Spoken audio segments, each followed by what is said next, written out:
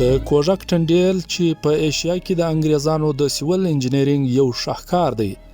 115 کاله وړاندې د سپتمبر کال 1891 کې جوړ کړ شو دا هغه مهال په نړۍ کې څلورم تر ټولو اوږد ټنډیل و او تر نن نیټې پورې دا په پاکستان کې دویم اوږد ټنډیل دی د سوي کوټي او د چمن د اورګاډي پټلۍ جوړول په کال 1850 او کال 1858 کې پلان شوی و چې وروستۍ موخه د کندهار ښار د اورګاډي له لارې د هندستان سره نښلول و د دې مقصد دا و چې که چېرته روس پر هندستان برید کوي نو انګریزان باید وخت د مخه په افغانستان کې مخ ونیسي ولې چې په هغه وختونو کې انګریزانو د بولان له لارې پر هند د روسیې د یرغل ویره درلودله کله چې انګریزان په لومړي ځل جنوبي پښتونخوا ته راغلل نو په سوي هرنایي او ژوب سیمه کې په کال 1850 کې دوی داسې قبرونه ولیدل چې د روس د معتبر خلکو نمونه پر لیکل شوي و د انګریزانو په ان دا قبرونه د دې گواهی ورکوله چې په دې سیمه کې روسان وار د مخه فعال وو انګریزانو په کال 1880 کې کوټه پښین او د جنوبي پښتونخوا نور سیمې ونیولې او د کندهار د ریل پټلۍ جوړه کړه چې موخه یې د سند ایالت د سکر ښار د لارې د کندهار ښار د هندستان سره نښلول وو په کال 1881 کې پر دغه پټلۍ کار پیل شو خو په کال 1888 کې تر کندهار پورې د ریل د پټلۍ د جوړولو مفکوره پرېښودل شوه او دغه پروژه د چمن د اورګاډي د پټلۍ په نوم بدله شوه ولې چې انګریزانو دا غوره وګڼله چې د کندهار هاخوا د روسانو تر راګیرولو بهتره دا ده چې دوی په جنوبي پښتونخوا کې راګیر کړل شي ځکه نو د اورګاډي پټلۍ دوی یوازې تر چمن پورې وغځوله او نن لا هم د ډیورن کرښې په اوږدو کې چمن د اورګاډي آخري سټیشن یعنی تمځای دی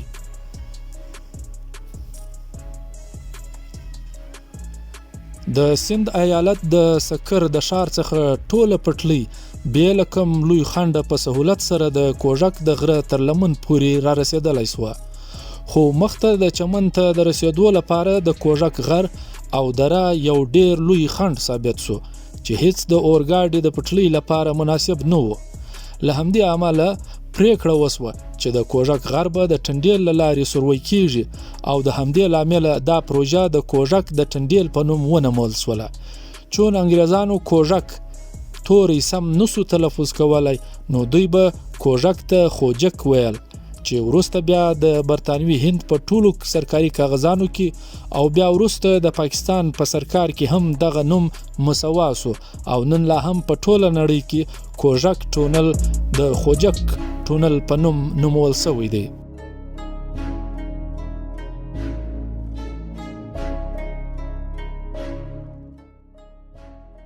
دغه ټنډیل د کوټ ښار څخه نږدې 114 کیلومتره لیرې په یوه تاریخي دره کې جوړ شوی دی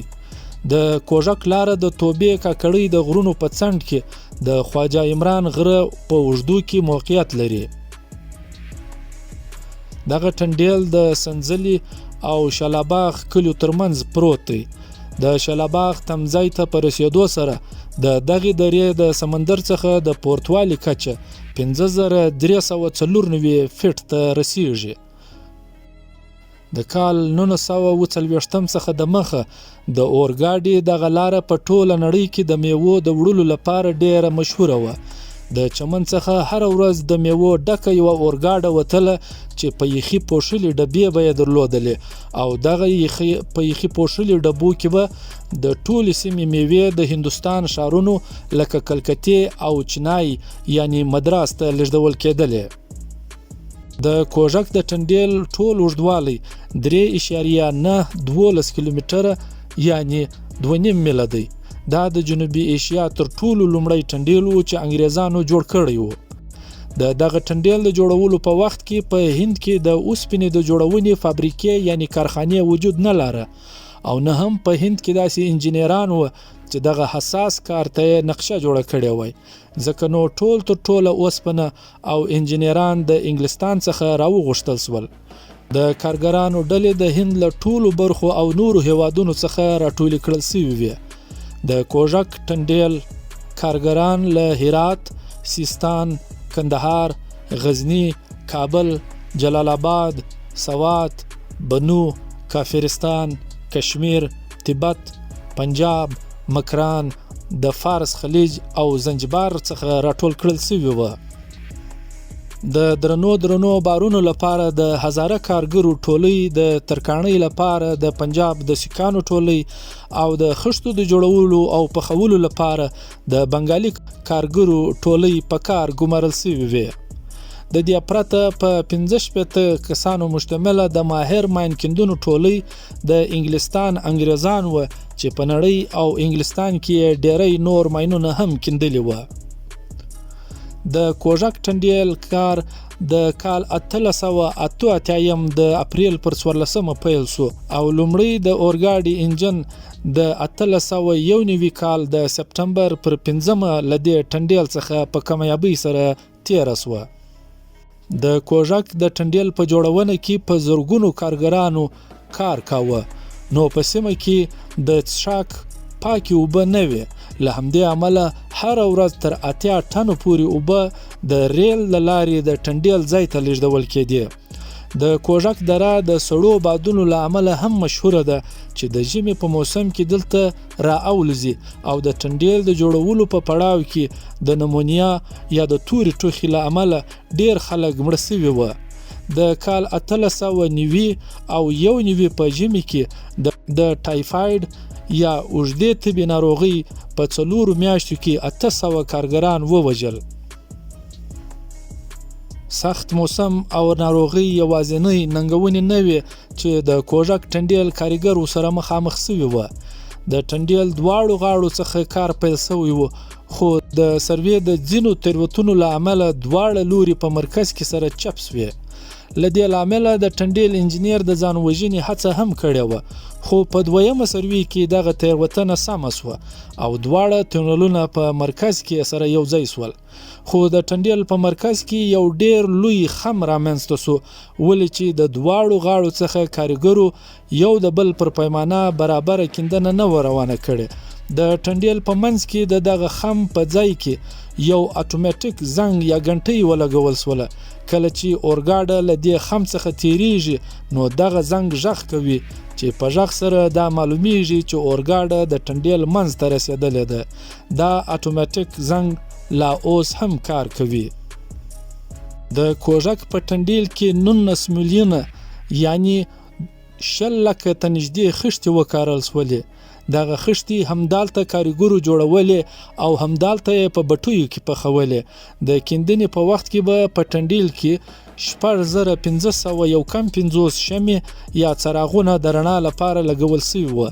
د دې علاوه د دایمي رڼا لپاره لوی هندارې په ټرالیو کې لګول سوي وې. دغه هندارې به یې لمر ته مخامخ کښېښودل سوې چې رڼا به یې د ټنډیل دننه منعکس کېدله. د یادونې وړ خبره دا ده چې نن لا هم یعنی 140 کاله وروسته لا هم دغه هندارې هم هغه ډول کار کوي. لومړي سر کې چون د اورګاډي د پټلۍ د جوړولو پروګرام تر کندهار ښار پورې وو،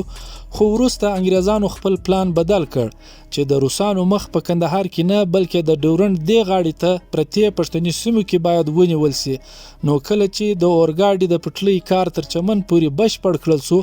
نو یو ډیره لویه زیرمه د اوسپنو او لرګیو د لا پاتې وه. تر یو څه وخت پورې لا دغه زیرمه همدالته په ګودامونو کې ځای پر ځای وه، خو کله چې د انګریزانو یقین سو چې په رښتیا هم کندهار ته د پټلۍ د غځولو کار اړین نه دی، نو بیا دوی دغه زیرمه د هند نورو سیمو ته منتقله کړله.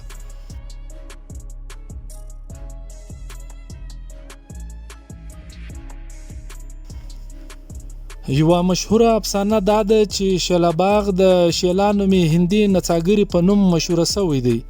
دا افسانه په لومړي ځل د پاکستان د اورګاډي د ادارې په یوه کتابچه کې خپرول سوی وه، خو د انګریزانو لخوا په لیکل سوي تاریخ او یاداشتونو کې د دې افسانې هیڅ ذکر نشته. د دې افسانې له رویه چې انګریزانو د هند څخه یوه نڅاګره د ستړو کاریګرو د محظوظولو لپاره راوستلې وه چې شیلا نومېدله. کاریګر به ټوله ورځ لګیا و، خو ماښام به یې د شیلا نومي نڅاګرې په نڅا خوند اخیست. دا لا هم ویل کیږي چې انګریزانو د شیلا پر نڅا ټکټ لګولی و او هر کاریګر مخکې له دې چې د شیلا نڅا ته کښیني دوی به ټکټ اخیست. وروسته چې بیا انګریزانو حساب وکړ نو څه پیسې چې دوی کاریګرو ته ورکړې وې نو په 5 روپۍ کم ټولې پیسې بیرته د شیلا په واسطه له کاریګرو څخه راټولې کړې وې. ځکه نو بیا وروسته د پاکستان د 5 روپۍ پر نوټ د دغه ټنډیل عکس ولګول سو چې ګواکې دا ټنډیل یوازې په 15 روپۍ لګښت سره جوړ شوی و. خو دا تش یوه افسانه ده، ولې چې شیلا نوم د پښتو توري شیله څخه وتلی نوم دی. ولې چې دلته د غره یوه شیله ده چې پخوا به د شنو یا شوڼ ونې پکې ولاړې وي او د شلباغ نوم د انګریزانو د راتګ څخه لا پخوا هم شلباغ و. د انګریزانو په ټول تاریخ او یادښتونو کې نه د شیلا په نوم د نڅاګرې نوم راغلی دی او نه داسې کومه واقعه لیکل شوې ده. حال دا چې انګریزان د خپل عادت سره سم هر څه سپا سپا لیکل کوي. د پاکستان د 5 روپیو پر نوټ د دغه ټنډیل عکس په کال 1906 کې ولګول سو او تر کال 2005 پورې د 5 روپیو د نوټ تر ناکاره کېدو پورې دغه عکس لا پر دغه نوټ پاتې ساتل شوی و.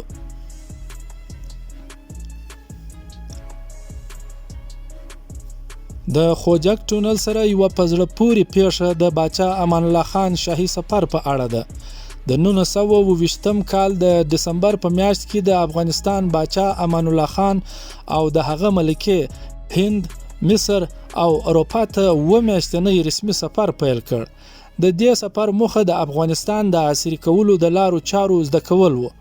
په هند کې برطانوي وایسرای د وایس ریګل په نامه باندې جوړه یوه ځانګړې اورګاډه چمن ته ولېږله چې باچا د کوټي، پشین، کراچۍ او ممبۍ له لارې هند ته ورسوي. له هغه ځایه باچا امان الله خان مصر او اروپا ته سفر درلود. له چمن څخه د وایس ریګل اورګاډي د روانېدو وروسته کله چې اورګاډه د کوژک ټنډیل ته ننوته نو خاص د ټنډیل په منځ کې اورګاډه ودرېدله. باچا امان الله خان د هغه ملکه او د باچا سره مل د افغانستان ټول وفد د ټنډیل په منځ کې د 10 دقیقو لپاره بند پاتې سو. وروسته د 10 دقیقو اورګاډه بیرته چالان کړل سو او د باچا سفر د پښین پر لور بیا پیل سو. انګریزانو د دې پیښې په اړه تور بیرته د افغانستان پر وفد او حتی چې پر باچا امان الله خان لګولی دی. دوی لیکلی دي چې چون د افغانستان خلک په دې ډول ټنډیلونو نابلده وه نو کله چې اورګاډه د کوژک په ټنډیل ننوتله نو دوی سخت وارخطا سول او د افغانستان په وفد کې یو کس یا کېدای سي باچا په خپله وارخطا سو او د اورګاډي د درېدو تار یا زنځیر یې کش کړ چې لامل یې اورګاډه د ټنډیل په منځ کې ودرېدله. خو داسې ښکاري چې انګریزانو د باچا امان الله خان د حوصلې کتلو لپاره او یا باچا د خپلو عجایبو تعمیراتو څخه د متاثره کولو لپاره دا کار کړی وي.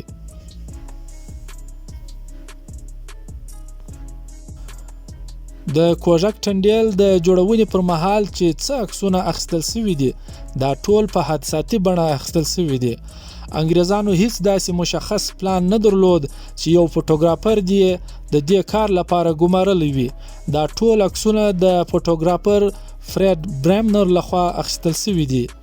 فرید برمنر د هغه زمان د هند د برطانوي وایسرای لارډ لانس ډاون مشخصه فوټوګرافر و. لانس ډاون د هغه زمان د بریټیش بلوچستان د برطانوي واکمن رابرټ سنډیمن پر بلنه په کال 1991 کې بریټیش بلوچستان یا اوسنی جنوبي پښتونخوا ته رابلل شوی و. د رابرټ سنډیمن مقصد دا و چې وایسرای د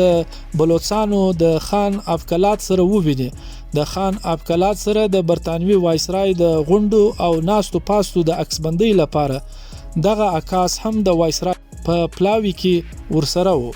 وروسته دغه عکاس د کوژک د ټنډیل د ځای څخه هم لیدنه کړې وه او دغه ټول عکسونه یې اخیستي وه چې نن سبا یو ډیر مهم تاریخي اهمیت لري.